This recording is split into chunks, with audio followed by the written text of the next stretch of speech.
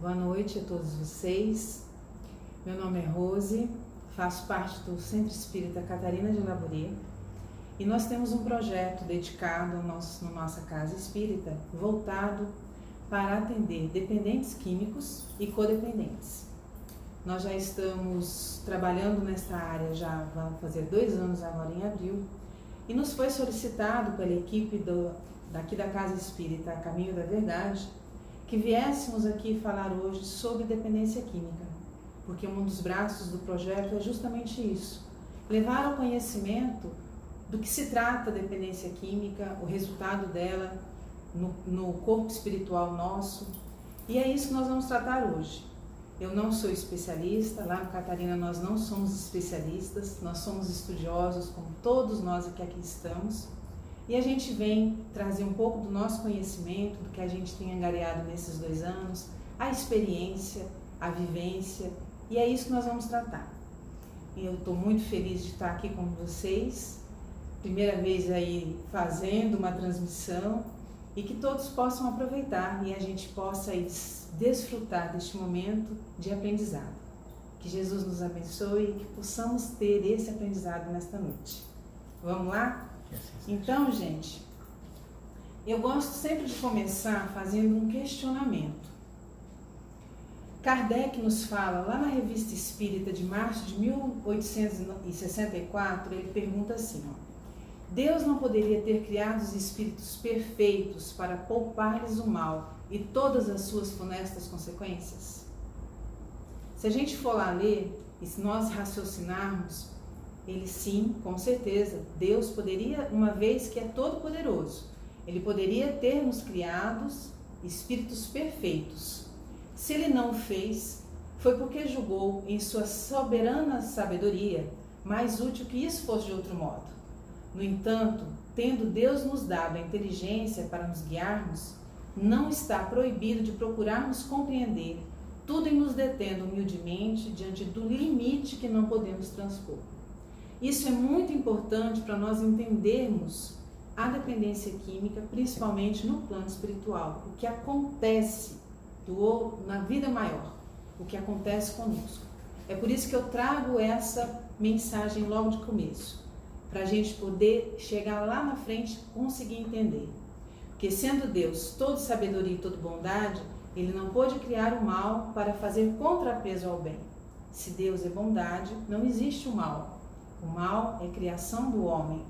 Ele estabeleceu leis que são muito justas e boas, mas a menor infração a essa lei causa uma perturbação, da qual o homem experimenta o contragolpe. Daí vem todas as suas vicissitudes. Deus criou o homem livre para escolher o seu caminho. Aquele que tomou o caminho mau o fez por sua vontade. Isso vai nos balizar muito no conhecimento nosso. Então, dito isso, algum de vocês já ouviu falar em adicção ou adicto? É uma palavra nova, não tão nova assim para quem já está em contato com a doença, já conheceu essa palavra. Adicção e adicto. O termo adicto, ele é oriundo do latim, ele é um adjetivo e significa que se apega, dependente, escravo. O adicto é simplesmente um ser humano que ele é afeiçoado, dedicado, apegado, dependente ou escravo das drogas, da tecnologia, do trabalho, do dinheiro, do sexo, da comida, da bebida. Então, o adicto não necessariamente é somente aquela criatura que se entregou ao vício de drogas. É qualquer ser humano que se entrega ao vício e se torna escravo de algo, seja de drogas, tecnologia. Quem nunca viu falar de pessoas que estão viciadas no telefone, viciadas no computador, não conseguem largar por nada, viciadas no trabalho, os famosos workaholics, que trabalham, se desgastam, deixam a vida em nome do trabalho, família, Quem nunca ouviu falar das pessoas que comem, sabem que estão à beira da morte, mas simplesmente não conseguem parar de comer? Esses são adictos. Então a adicção, ela é uma doença que envolve muito mais do que simplesmente o uso das drogas. Ela, em verdade, está relacionada à natureza viciosa do ser humano. E isso vai fazer com que a gente entenda a primeira questão, que nós escolhemos a nossa felicidade ou as dores que carregamos na alma. Se nós já sabemos o que é adicto e o que é adicção, então agora a gente vai entender o que é dependência química. Por que eu faço esse passeio lá primeiro na parte química para depois chegar no espiritual, que é a visão que eu quero trazer? Porque se a gente não conhecer como é que funciona no corpo físico, nós não vamos entender como é que funciona no corpo perispiritual, no corpo espiritual. Então nós temos que entender direitinho como funcionam as coisas. Então, quando a gente pergunta assim, o que é dependência química? Nós vamos voltar nosso estudo todo para isso. Apesar de existirem outras adicções, como eu já comentei, nós vamos voltar para a dependência química, que esse é o foco do nosso trabalho. A dependência química é uma doença como outra qualquer. Mas como assim, Rose? Só que ela não é diagnosticável. Ela não tem diagnóstico. Ela não é uma maneira de viver. Nem é um estilo de vida que pode causar problemas. Quem em sã consciência procuraria a dor com as próprias mãos? Quem em sã consciência querer um estilo de vida que termina com a vida dele? Que vai levá-lo à morte, se ele continuar? Quem em sã consciência busca a dor ao invés da felicidade? Ela possui características que a definem, que a descrevem. Se você fizer um exame de sangue num adicto, você não vai encontrar lá, no sangue dele, nada que indique que ele é adicto, que ele carrega o estigma dessa doença. Você vai encontrar um sangue como de qualquer outra pessoa. Diferente se você tiver diabetes, diferente se você tiver alguma outra doença que você faz o exame de sangue e vai detectar, a adicção não. A adicção, ela possui característica que a descreve. Então, todos os adictos, todos aqueles que se entregam à dependência química, eles possuem características próprias que o definem, que a gente consegue entender que ele é dependente químico. Mas jamais você vai encontrar no seu sangue algo que diga isso. Ela não é uma doença contagiosa. Então, nós podemos ter contato com o adicto a qualquer momento. Você não vai pegar a adicção por conviver com o adicto, por conversar com o adicto, por viver embaixo do mesmo teto dele. Ela é uma doença, mas não é contagiosa. E pasme, de 10 a 20% da população que fizer uso de drogas, seja ela lícita ou ilícita, vai acabar desenvolvendo a doença.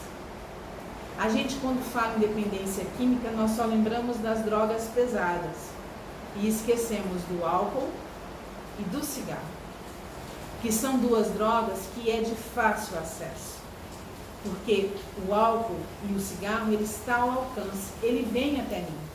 As drogas pesadas, ditas mais pesadas, elas não vão até a gente, nós é que temos que ir atrás dela. E isso é um grande problema, porque hoje o cigarro mata muito mais que uma guerra. Então, 10 a 20% dessa população não sabe que carrega doença. E como que eu vou saber? Se eu experimentar pela primeira vez. Se eu for adicta e experimentar pela primeira vez, não tem volta. Eu vou dar início à minha doença e à saga dela. Então, por isso que nós precisamos urgentemente falar para os nossos jovens, instruí-los da necessidade de não experimentar jamais o primeiro gole, a primeira cheirada, o primeiro qualquer coisa. Porque você não sabe se você carrega, se você tem a predisposição de desenvolver a doença.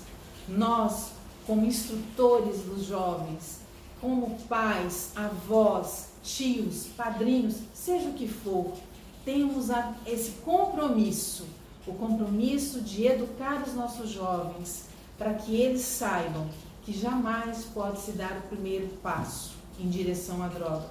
Porque é feio? Não. Porque você não sabe se você pode ou não desenvolver uma doença que vai destruir a sua vida. Então, ela é uma predisposição mórbida que não dá para saber que se tem e quem pode desenvolver. Sendo assim, o evite-se é a melhor coisa que a gente pode fazer. Então, gente, a explicação mais atual da dependência química encontra-se na Classificação Internacional das Doenças, o CID. Inclusive, o CID da dependência química é o F19.0. Ela tem já um códigozinho para ela, onde aborda a dependência química de forma global, apresentando o conceito de síndrome da dependência. E o que é uma síndrome? É um conjunto de fenômenos fisiológicos e cognitivos. Então, é uma doença que vai atacar tanto a fisiologia do ser humano que a usa, quanto o psicológico desse ser humano. Então, ela vai atacar num conjunto, por isso ela é uma síndrome, ela ataca de uma forma global a criatura que utiliza o químico que for, a droga que for. Então, é um conjunto de fenômenos fisiológicos no qual o uso de uma substância ou de uma classe de substâncias alcança uma prioridade muito maior para determinado indivíduo. Então, o indivíduo que possui a adicção instalada em si, ele dá uma prioridade para aquilo. O que isso quer dizer? Ele não sabe falar não para o prazer que a coisa lhe proporciona. Eu não consigo imaginar como é não saber falar não para algo, porque eu não sou adicta nessa encarnação. Em outras, como saber? Mas nessa eu não sou, então não tenho noção. Mas no nosso projeto nós temos alguns adictos que fazem parte do projeto e a gente vê a dificuldade que é para falar não até para pacote de biscoito. Pasme, eles vão trocando de adicção. Eles não usam mais droga pesada. Tem alguns tem um entre nós que já está limpo há 6 anos. Mas ele fala assim: Rosa, se me der um pacote de bolacha, eu vou comer ele até o fim, porque eu não consigo parar. A coisa torna uma prioridade tão grande, que o controle tem que ser contínuo. Então, a prioridade se torna imediata para ele. E ele vai usando, sem conseguir parar. Nesse ponto de vista, então, nós podemos afirmar que não há drogas pesadas para o desencadeamento da doença. Qualquer droga que a pessoa for usar, seja ela maconha, seja ela cocaína, seja ela qual for a droga que ela for usar, se a pessoa tiver a predisposição da adicção, ela vai desenvolver a doença. Não há drogas pesadas do ponto de vista do desencadeamento da doença. Da nicotina ao álcool, passando pela maconha, cocaína, crack, psicotrópicos, remédio, também é droga. O número de idosos que se viciam utilizando remédios para aplacar a solidão cresce assustadoramente. Todas as drogas apresentam-se como poderosos indutores da dependência. Todas produzem uma recompensa essencialmente prazerosa no início de seu uso, desencadeando a ação repetitiva e levando à dependência química. Adianta eu falar para o meu filho, para o meu sobrinho, para quem seja, o meu jovem, não usa porque não é bom? Eu estou mentindo, porque é bom. Ele vai trazer uma satisfação. Por isso eu tenho que explicar para ele, não usa, porque ela pode destruir a sua vida. Você pode acarretar no futuro consequências pelas quais você pode destruir a sua vida. E mostrar para ele a necessidade dessa conscientização. E não falar, não pode porque não pode porque é feio, não pode porque N motivos que a gente dá sem saber o porquê. Não pode porque você vai estar contraindo uma doença que vai mexer com a sua vida daí por diante. E como que a gente pode então reconhecer um adicto? Eu falei que a doença não tem sintomas no sangue, ela não tem características no exame, mas ela tem características próprias que a caracterizam. Como que eu posso reconhecer então um adicto? Como é que eu posso saber se aquela pessoa que está dentro da minha casa, meu filho, pode estar usando droga sem que eu perceba? A doença ela é identificada por 3 fases distintas. A fase social é determinada assim pela Organização Mundial de Saúde, ou a fase do macaco, determinada pela Narcóticos Anônimos, é o namoro com a droga. É aquela época que o jovem ou a pessoa que começa a utilizar a droga começa a se envolver com ela. Quando a gente está namorando, não é tudo gostoso? A gente não fica feliz, a gente fica apaixonado, envolvido. A gente quer que todo mundo saiba que a gente está feliz.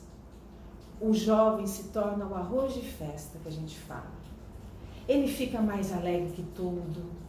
Às vezes é aquele jovem que ainda era quieto e de repente explode em alegria sem motivo aparente.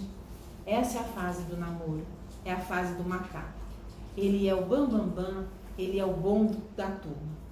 Se o teu jovem começar com essas características, coloque reparo, que pode ser que ele esteja começando essa fase do namoro. A segunda fase é a fase da manifestação para a Organização Mundial de Saúde ou a fase do leão para Narcóticos Anônimos. A tolerância às drogas ela vai aumentando e as lesões vão crescendo. É aquela fase onde os nossos jovens ficam revoltados, ficam nervosos, brigam. Eles chegam a bater nessa época. Eles não aceitam que os pais se interfiram na vida deles. Eles ficam realmente parecendo leões. Por isso que Narcóticos Anônimos chama da fase do leão. A tolerância à droga ela vai aumentando. Nós temos em nosso cérebro um limite aonde traz um equilíbrio. Por isso que não existem drogas leves, porque cada ser humano tem um limite de equilíbrio. Então o meu limite pode ser uma barra de chocolate, mas o limite do meu filho pode ser 2 barras de chocolate para atingir o mesmo grau de satisfação e de felicidade. Então, quando o jovem ou quando a pessoa usa a droga, geralmente ela está infeliz e ela começa a usar, e aí aí é óbvio, como ela mexe, a droga vai mexer diretamente nos neurônios, nas sinapses dos neurônios, ela vai aumentar o seu nível de satisfação, de felicidade. Aí ele fica bem. Mas passado o efeito, ele volta para a tristeza.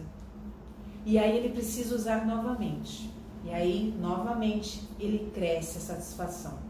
Só que esse período de atingir a satisfação, baixar a satisfação, vai ficando cada vez mais curto.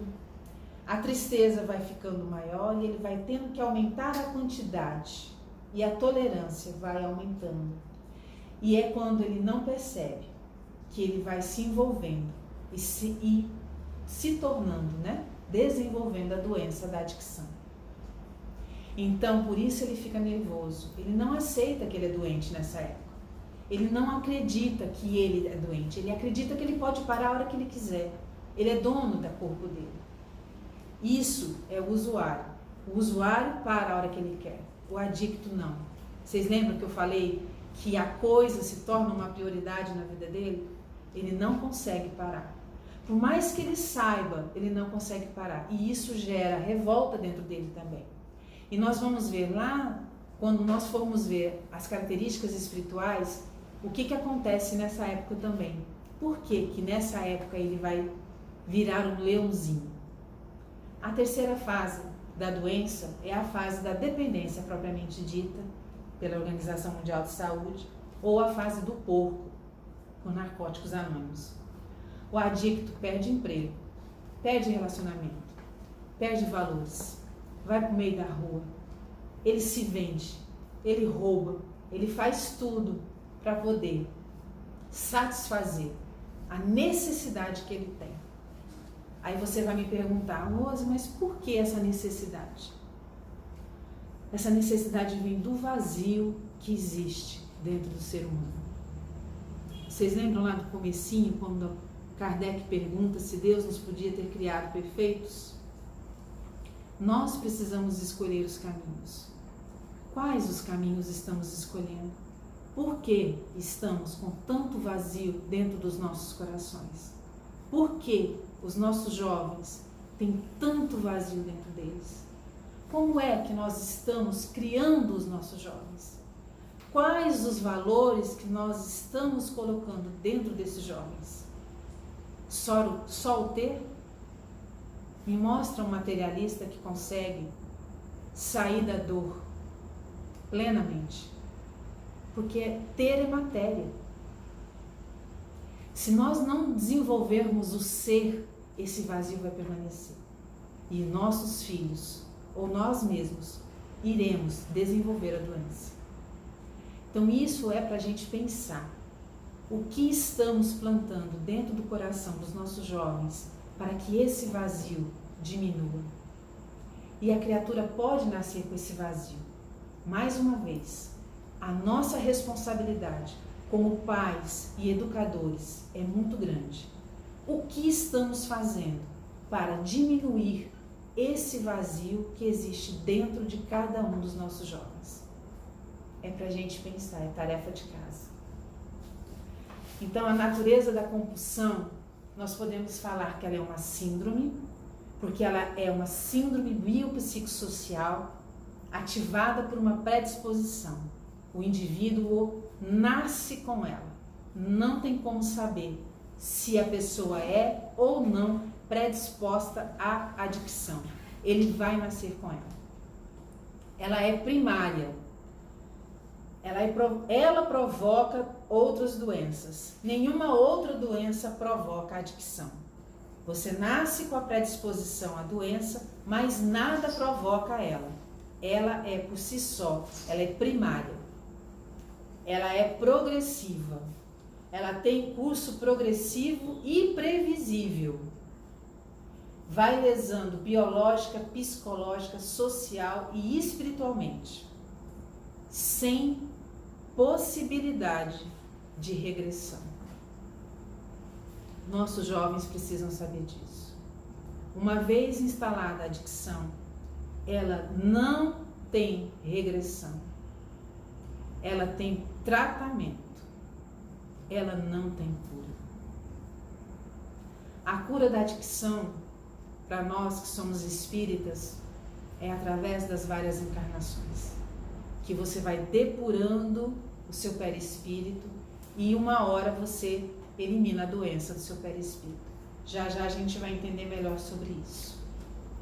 Ela é uma doença crônica.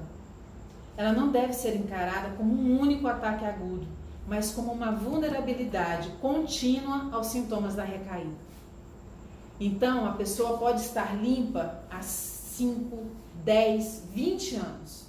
Se o vazio permanece dentro dela e ela não consegue lidar com esse vazio, ela pode recair a qualquer momento. E a recaída, nesses casos, pode ser fatal. Porque a pessoa, ela vai entrar num desespero total e vai usar até o corpo não aguentar mais. E aí, é um suicídio. Pode evoluir para a fase terminal. Drásticas alterações no comportamento, sistema de valores ético-morais, colapso mental, falência completa dos órgãos e suicídio.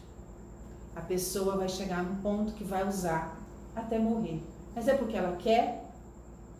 É porque ela não consegue parar. Esses irmãos que desenvolvem essa doença são irmãos que nós temos que ter muita indulgência. Não foi Jesus que nos pediu indulgência para com os outros e rigor para conosco?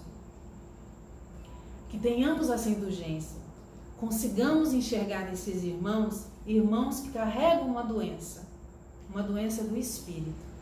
Ela não é localizada no corpo, ela é localizada no perispírito da pessoa. Então, nós precisamos de indulgência para esses irmãos. Poderíamos ser nós? Ou será que não fomos nós em outras épocas da nossa existência? Somos espíritos eternos. A vida é uma só, com várias etapas de aprendizado em várias encarnações. Será que em alguma das encarnações passadas nós já não fomos adictos? Quem nos garante? Então, quem somos nós para apontar dedos, para julgar, para achar que o adicto é um sem vergonha, como a gente ouve muitas pessoas falarem? Então, tenhamos a compaixão necessária, tenhamos a consciência de que é uma doença. E é uma doença onde o adicto vai te manipular para conseguir o que ele quer. Por isso nós precisamos ter conhecimento, para também saber falar não no momento que for necessário.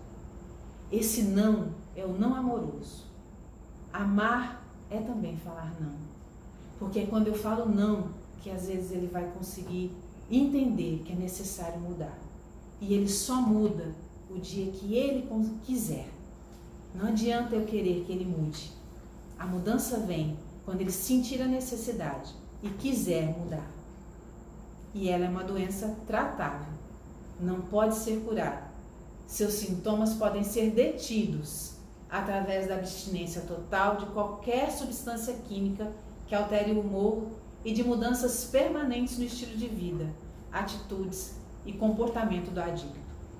Não basta mudar geograficamente. A doença continua com ele. A doença faz parte dele. Não adianta mudar de cidade, não adianta mudar de bairro. A doença faz parte dele. O que ele tem que fazer? Mudar de atitude. Primeiro passo de NA é a entrega. É você se entregar à doença. Eu sou doente. É o primeiro passo. Não há outro. Eu tenho que me render à doença. Eu me rendi à doença, eu vou aí partir para os outros 11 passos. É me entregar à minha mudança, à minha modificação. É sim uma reforma íntima, daquelas bem castiguentas mesmo, daquelas que faz com que você mude mesmo. Não é uma reforma íntima com aquela que eu vou pensar quando eu vou começar. Se ele não mudar amizades, forma de pensar, mudar até costumes, começar a desenvolver coisas que às vezes ele não desenvolvia, deixar de frequentar esse amigo que já está há 6 anos limpo, que faz parte do projeto, ele fala que ele deixa de frequentar alguns lugares, porque quando ele frequenta esses lugares, às vezes até o cheiro lembra a época que ele usava. E a vontade volta, porque, pasmem, a vontade não passa. O que eles adquirem é o controle. A força de vontade é muito grande para querer mudar. Por isso eles mudam todo o ritual deles. Muda jeito de ver a vida. Coloca valores novos, vai descobrindo valores novos. Por isso é uma reforma íntima, a fórceps até, né? Necessária para vencer a doença. Necessária. Então, gente, o abuso de drogas nada tem a ver com a deficiência de caráter ou fraqueza do espírito. Não tem a ver. Tem a ver com escolhas. Usuários de drogas foram tratados e ainda são como indivíduos sem força de vontade e até como pessoas imorais. A característica do dependente é a perda do controle do uso. ele simplesmente não consegue controlar a vontade que predomina sobre ele. É uma pessoa digna da nossa misericórdia e da nossa indulgência, porque ele sabe o que faz, mas ele não consegue controlar o que faz. A partir do momento que ele tem a noção, que ele se entrega à doença e que ele passa a buscar o controle da doença, aí ele muda. Até então, a gente tem que ter esse olhar de entender, mas acima de tudo, de nos prepararmos para ajudar, para não cairmos na besteira de fazer tudo o que ele quer, porque ele vai manipular e ele precisa da nossa fortaleza para que ele seja forte também. Só uma pergunta, então a internação compulsória não resolveria? Você diz que a pessoa tem que querer? Tem que querer. A internação compulsória, nós temos vários casos, nós já passamos por vários desses.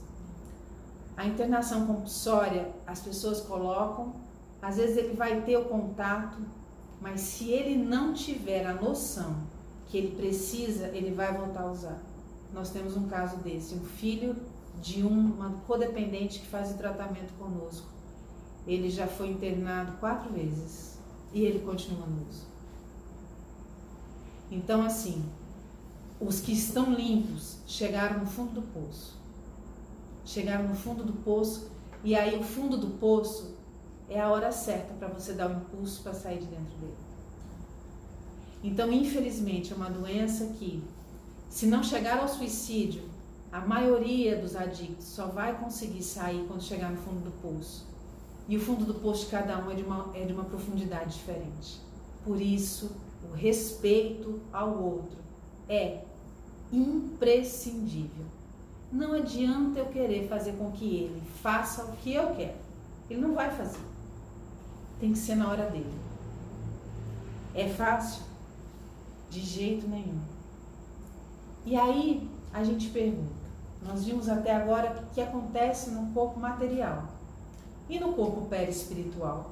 O que acontece no perispírito da pessoa? Se a gente vê a lepra, a tuberculose, o câncer, males que se estabelecem no corpo, usufruem os seus elementos químicos e se dispersam. O que é isso?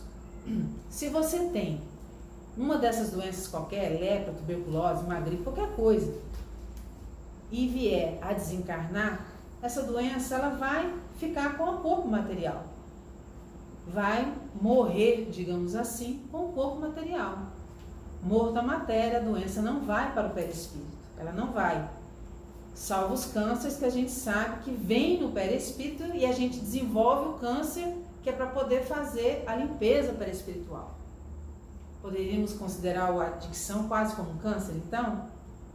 Os vícios como o álcool, entorpecentes, são conservados pelo perispírito, sofrendo a intoxicação do seu ego, a intoxicação psíquica, se mantém no perispírito, não se dispersam com o desencarne. Vocês sabem o que é isso?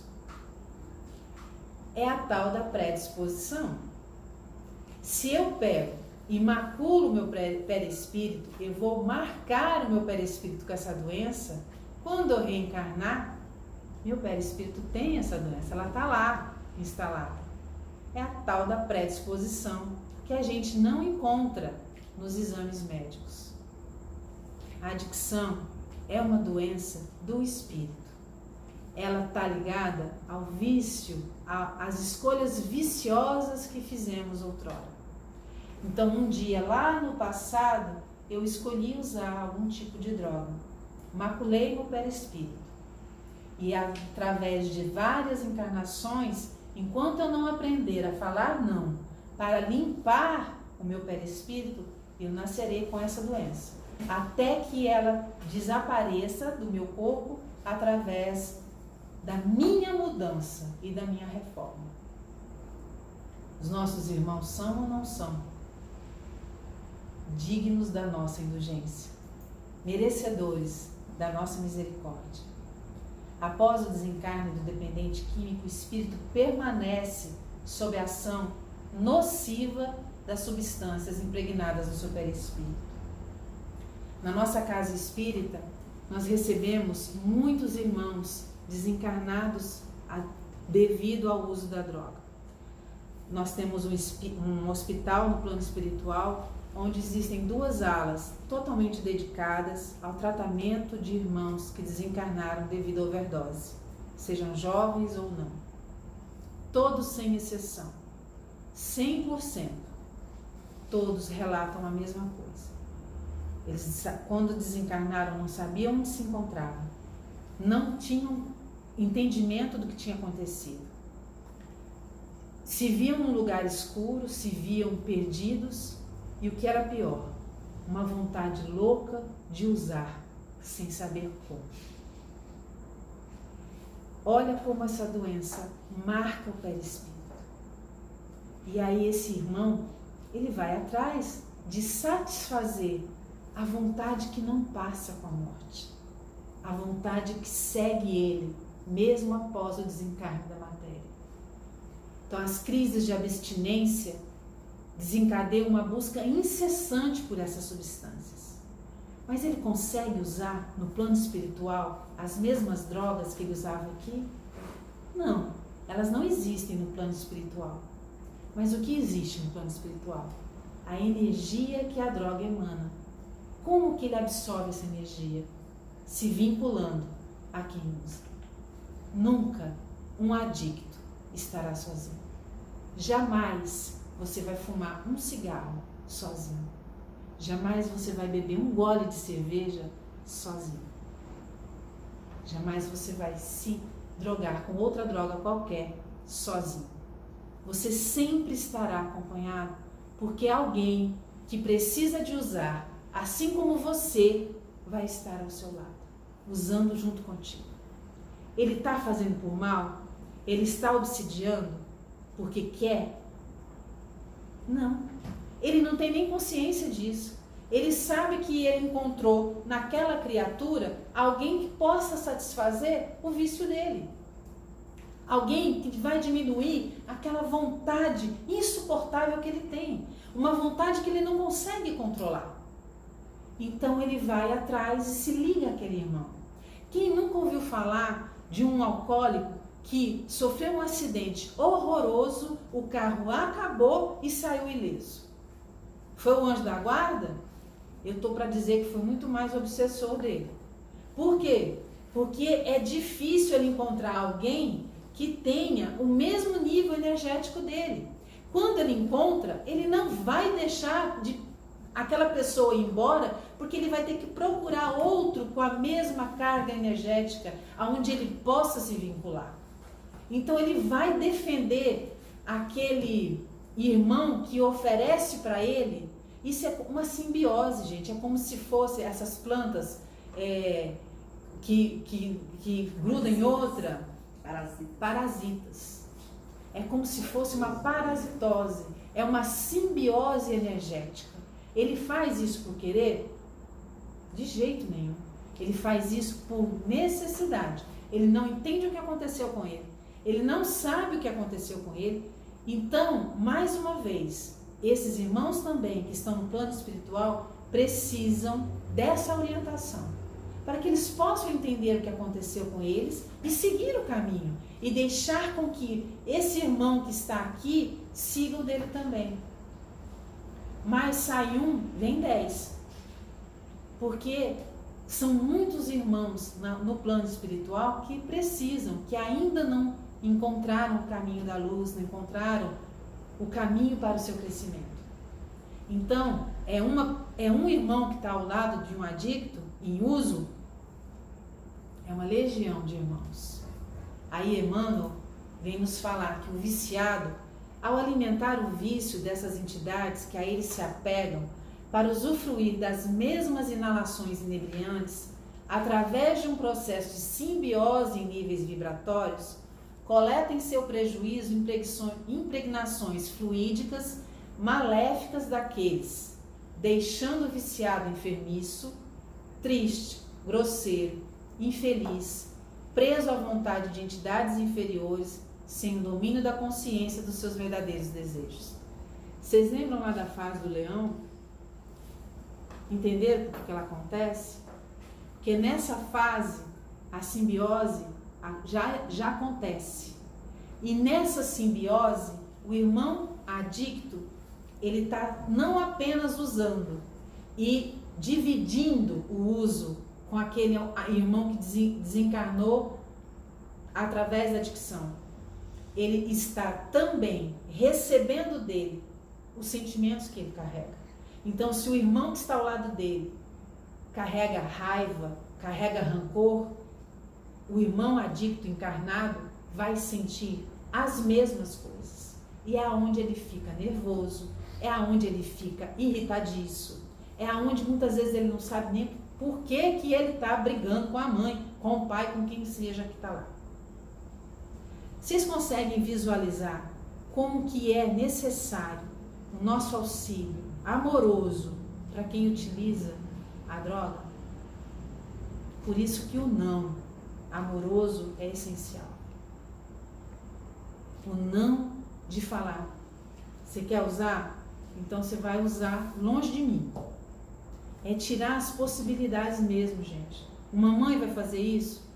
Ela vai ter que fazer se ela quiser ver o filho sair do uso. Vai precisar tirar o dinheiro. Ah, mas eu dou dinheiro, pelo menos ele compra, ele não rouba, deixa roubar.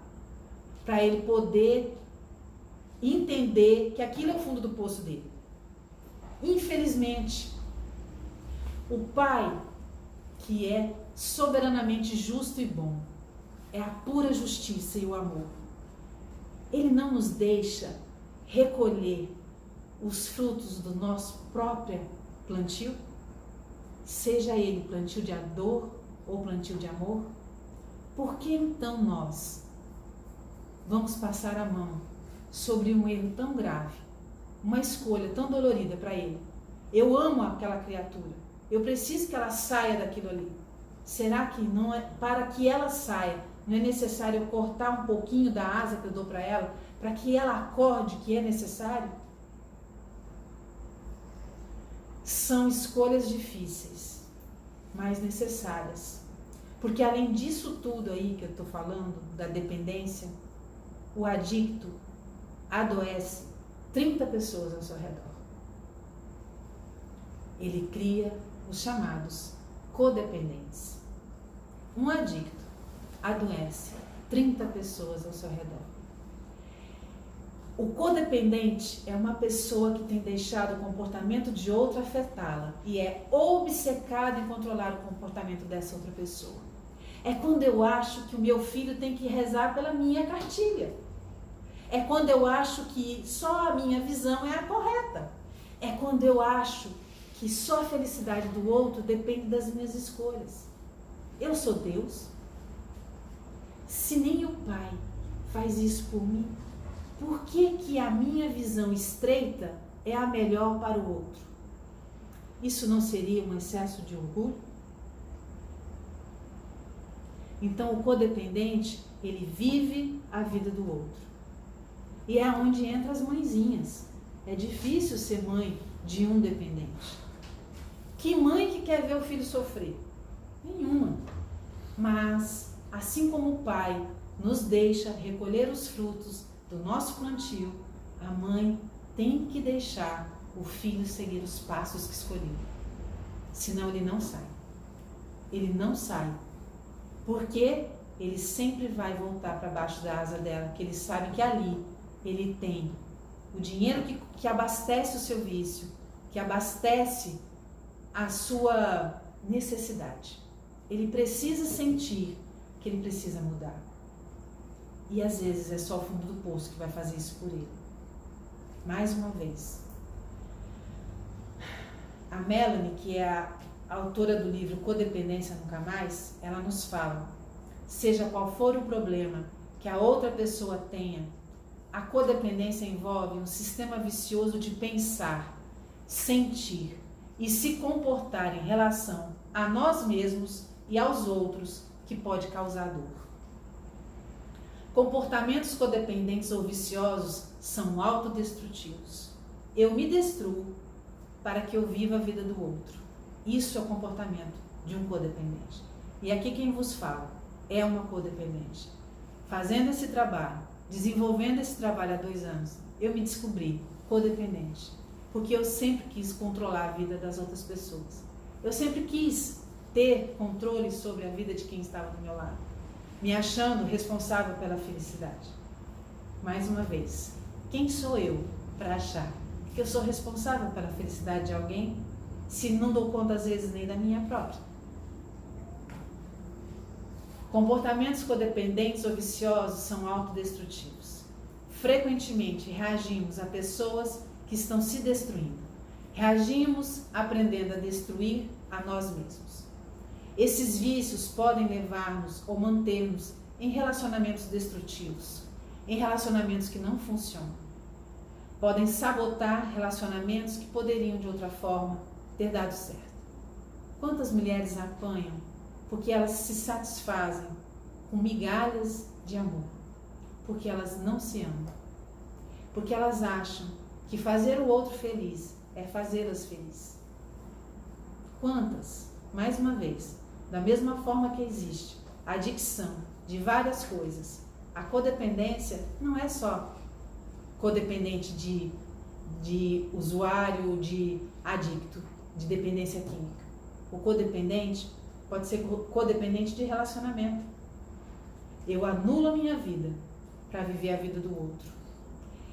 Eu sou tão infeliz em olhar para mim que eu prefiro olhar a vida do outro e viver a vida dele ao invés de viver a minha.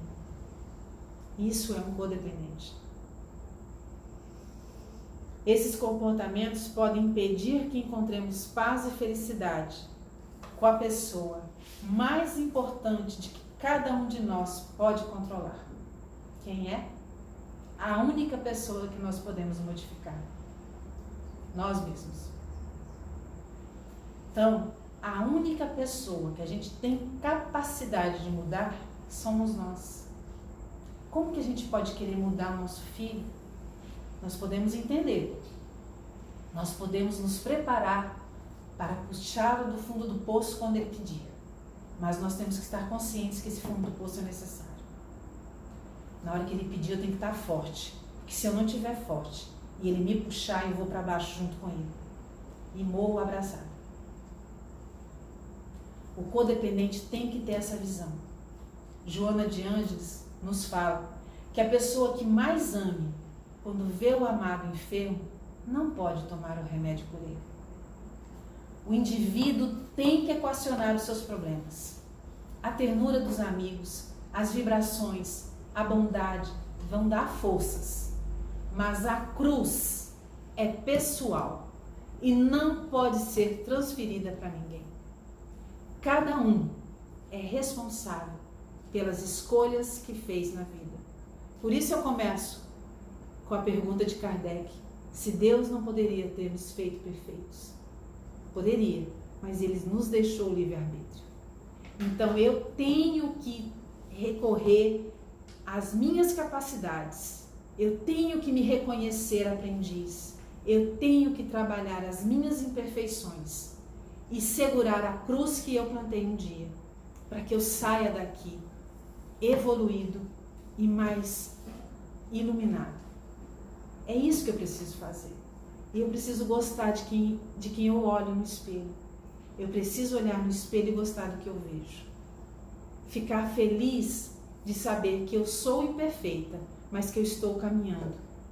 E é dessa forma que eu vou poder ajudar meu filho. É dessa forma que eu vou poder ajudar meu companheiro. É dessa forma que eu vou poder ajudar, seja quem for que esteja, sob o meu teto, ao meu lado.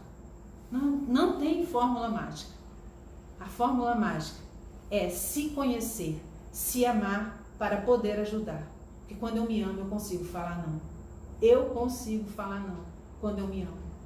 Porque eu percebo quando o outro vai invadir o meu espaço e me diminuir e me anular. Então eu sei falar não nesse momento. E isso é necessário. Não sou eu que estou falando. É Joana de Ângeles que nos trouxe esse conhecimento. E aí a gente pergunta o que pode fazer. E a Joana mais uma vez nos diz que a educação moral à luz do Evangelho, sem disfarce nem distorções.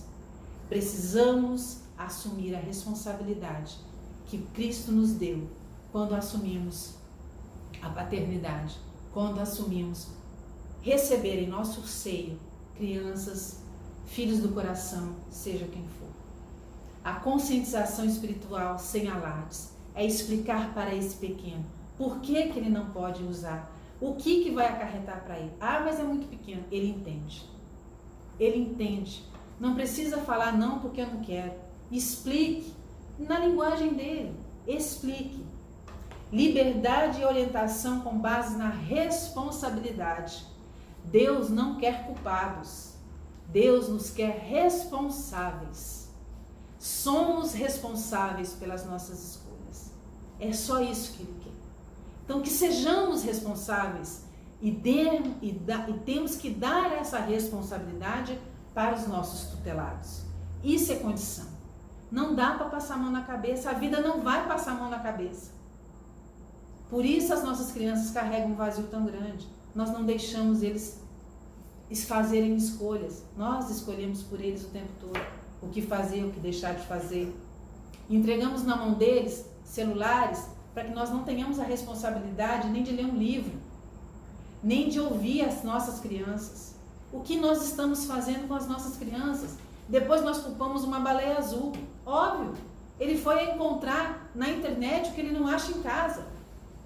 Cadê a nossa responsabilidade? É disso que precisamos, dessa conscientização. Isso é amar, é a responsabilidade. Rossandro fala, meu filho não tem que me amar, meu filho tem que me respeitar.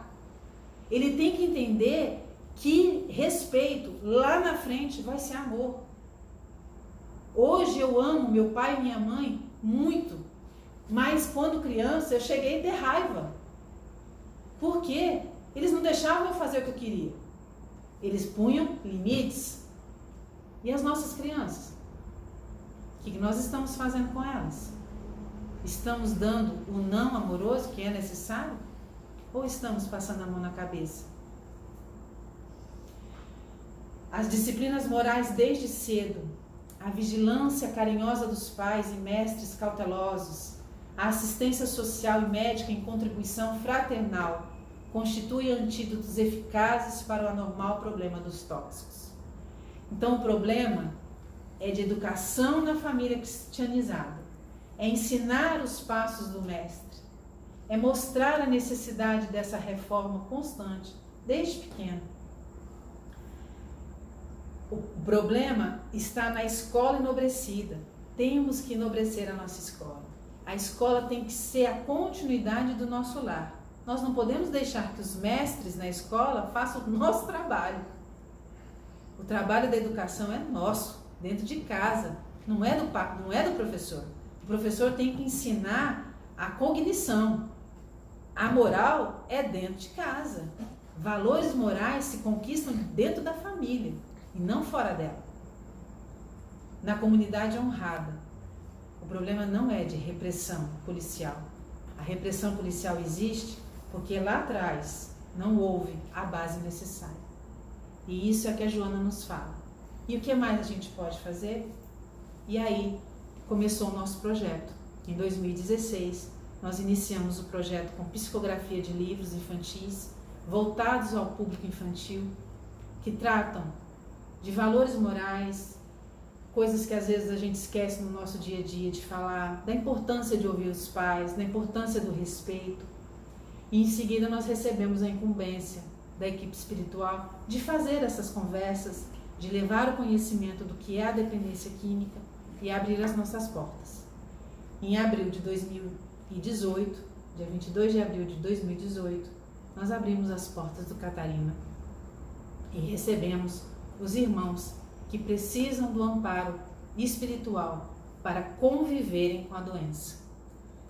Então, nós, todos os domingos, às 16 horas, nós estamos com as portas do Catarina abertas para receber quem busca o atendimento espiritual. O atendimento material já tem que ser feito pelo adicto. Ele já tem que ter buscado esse atendimento material. O atendimento espiritual também para codependentes. Nós formamos uma grande família, onde nós escutamos uns aos outros, onde nós colocamos as nossas dores para fora. aprendendo uns com os outros, sob a luz do Evangelho do Cristo. E é isso que nós temos feito. E nós convidamos a todos que precisarem, quem quiser, as portas do Catarina estão abertas. Porque o amar e o educar em overdose são os verdadeiros antídotos das drogas. Muito obrigada. Eu espero que todos tenham aprendido um pouquinho e vai ficar aí nos links o endereço do Catarina. Nós estamos ali no início, da avenida da Rua Ana Bilhar, 1603. Todos os domingos às 16 horas, impreterivelmente. Nós estamos ali de portas abertas para receber quem precisa do amparo espiritual. E aproveita para se inscrever no canal, para que o canal cresça e a gente possa divulgar a doutrina espírita e acalmar corações que ainda se debatem na inconsciência do ser, na ignorância do não saber o que acontece realmente com a vida. Muito obrigada.